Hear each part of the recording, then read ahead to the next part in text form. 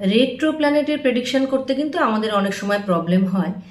জানবেন যে retro planet কিন্তু সবসময় পাওয়ারফুল হয়, কারণ রেট্রো প্ল্যানেটের মধ্যে একটা চেষ্টা বল থাকে। প্ল্যানেট তার ন্যাচারাল যে পাওয়ার তার থেকে কিন্তু বেশি পাওয়ারফুল হয়।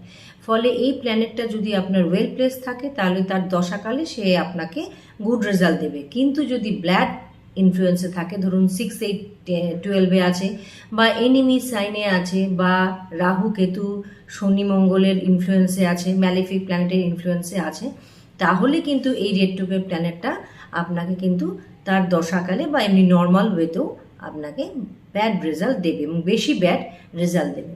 যদি ভিনাস রেট্রোগ্রেড হয়, ধরুন আপনার ম্যারেজ লাইফে প্রবলেম দেবে, বা আপনার ডিলে ম্যারেজ দিতে পারে, অথবা কোয়ালিটি অফ ম্যারেজ কিন্তু ভালো হয় না।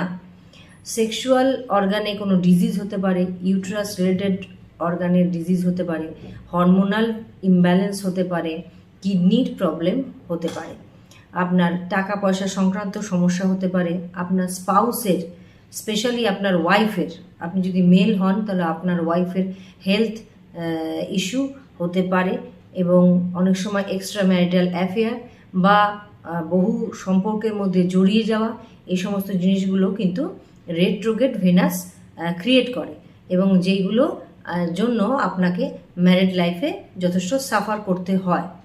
তবে রেট্রোগ্রেড